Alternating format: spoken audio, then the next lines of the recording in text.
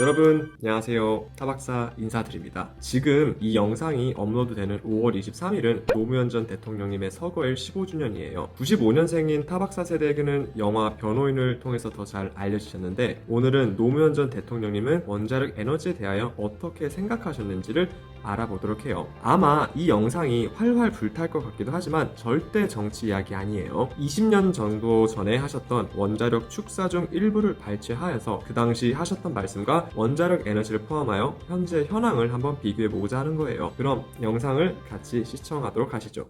여러분, 지구온난화로 인한 우려가 높아지고 유가가 급등하면서 세계적으로 원자력에 대한 관심이 높아지고 있습니다. 20년 전에도 지구온난화에 대하여 우려의 목소리를 많이들 냈었는데, 지금은 지구온난화가 아니라 끓고 있는 지구라는 것을 우리 저번 영상에서 다루었죠. 특히 지구 평균 해수면 온도를 보면 올해와 작년의 관측값이 이전 관측값들보다 훨씬 높게 나온 걸 확인할 수 있어요. 보다 자세한 내용 알고 싶으시다면 옐로우케이크 24화를 참조하여 주시기 바랍니다. 그리고 변동하는 유가, 이건 언제나 그래왔지만 요즘은 인플레이션, 우러 전쟁, 이스라엘 전쟁 등으로 더 심해진 것 같아요. 굳이 유가뿐만 아니더라도 김밥 가격과 같이 소비자 물가도 나날이 비싸지고 있는 상황입니다. 그냥 다 비싼 것 같아요. 이 상황에서 전기세도 비싸진다? 그럼 살기 참 팍팍할 것 같습니다.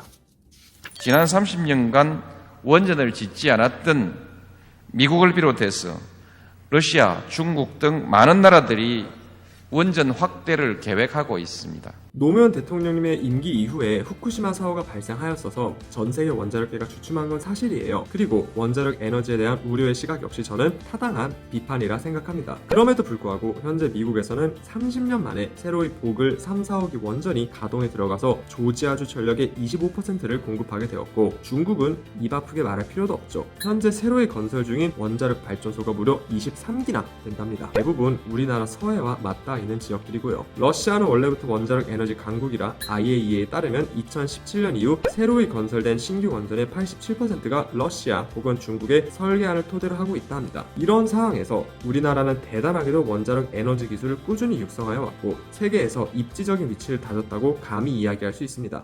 얼마 전 유럽 의회도 원전의 추가 건설을 지지하는 성명을 채택했습니다. 원자력 에너지의 기술 수준과 안정성이 그동안 매우 높아졌다는 것을 잘 보여주고 있습니다. 22년도에 유럽연합의회에서 그린 텍소노미 원자력 에너지를 포함한 일이 있었죠. 그리고 요즘은 다들 들어보셨을 SMR, 소형 모듈 원전에 대하여 관심이 높아졌습니다. 특히 후쿠시마 사고 이후부터 더욱 그래왔는데, 사고 확률을 무려 10억 년에 1회인 수준으로 줄인 안전성을 극대화한 SMR이 각광받고 있습니다. 잠시만요. 그래도 사고 확률이 10억 년에 1회이면 아직 위험한 거 아니냐고요? 비교를 위해서 소행성 충돌이 일어날 확률을 한번 가져와 봤는데, 지름 5km짜리의 제법 큰 소행성이 충돌할 확률은 1000만 년에 한 번꼴로 일어난다 합니다. 수학적으로 보면 소행성 충돌이 일어날 확률이 더 높습니다. 근데 우리 아무도 소행성 충돌로 인류가 멸망할 걱정을 하고 살지는 않잖아요. 후쿠시마 사고와 같은 불상사가 다시는 일어나지 않도록 세계 브레인들을 갈아 넣어서 만들어지는 SMR이니 걱정 붙들어 매시기 바랍니다. 세계 6위의 원자력 발전 국가인 우리나라는 지금 세계 최고 수준의 원전 건설 기술과 운영의 노하우를 가지고 있습니다.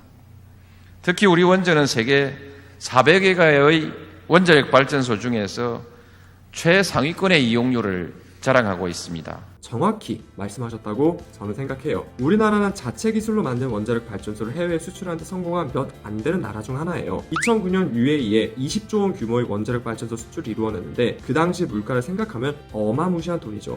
그리고 올해 4호기가 정상적으로 운영에 들어갔고 곧 상업 가동에 들어갈 예정이라 합니다. 이거는 국뽕을 가져도 되는 게, UAE 화폐에도 우리나라가 수출한 바라카 원전이 그려져 있어요. 1000디르함 화폐인데 무려 한화로 36만 8천 원. 여기 보세요. 당당하게 대한민국 기술로 설계하여 지어진 원자력 발전소가 떡하니 화폐에 자리 잡고 있습니다. 세계 최고의 원전 이용률을 자랑하였었지만 탈원전 기간 동안 많이 줄어들긴 했었어요. 다행히 원전 이용률이 현재는 80%를 돌파하여 정상 궤도에 올라왔다 합니다. 도시 가까운 곳에 위치하고 있기 때문에 안전성에 있어서 세계 최고 수준이 될 수밖에 없습니다. 원자력 발전을 시작하려는 나라에게 저는 항상 이 점을 강조해서 자랑합니다. 한국 원전은 세계 최고의 안전성을 가지고 있다. 도심지 안에 있기 때문이다. 이렇게 말하면 대개는 고개를 끄덕거립니다. 지당하신 말씀입니다. 예전에 옐로우케이크 14화에서도 다루었었는데 전투기로 대한민국 원자력 발전소 건물에 가미카제 공격을 하더라도 문제가 없습니다. 무려 5중 방호벽을 둘러 해균류를 안전하게 보호하고 후쿠시마 사고 이후로는 만에 하나 동일본 대지진과 같은 자연재해가 일어나더라도 아무 문제 없도록 여러 안전장치들을 추가로 대한민국 원자력 발전소에 설치하였다고 해요. 제가 방문한 많은 나라의 지도자들이 우리 원전 기술에 큰 관심을 보이면서 협력을 희망하고 있습니다.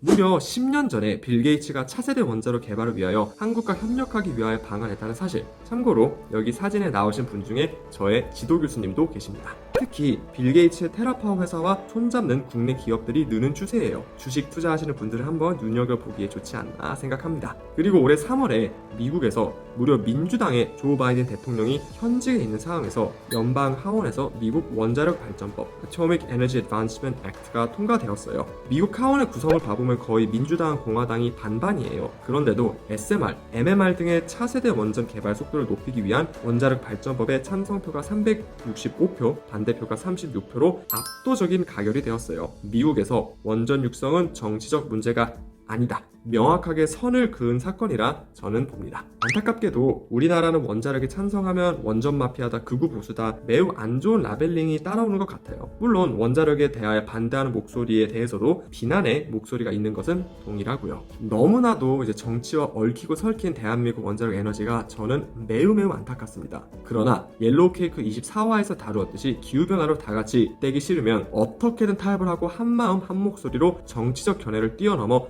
연대하여야 한다 생각해요. 이와 관련해서 노무현 전 대통령님의 연설 듣고 마무리하도록 할게요. 자기의 소신만을 고집할 것이 아니라 서로의 의견을 충분히 듣고 설득하고 그리고 타협해서 결론을 이끌어내야 합니다. 합의가 되지 않아 표결로 가더라도 그 결과에 승복하고 그 결과를 자기 자신의 결정으로 받아들일 수 있어야 합니다. 이런 사회가 바로 선진사회입니다. 오늘의 한 줄 요약. 고 노무현 대통령님은 하늘에서 원자력 에너지로 첨예하고 정치적으로 대립하는 현재 모습을 저는 좋아하시지 않을 것 같다 생각합니다. 구독과 좋아요, 알림 설정 부탁드려요. 다음 시간에 봐요. 안녕.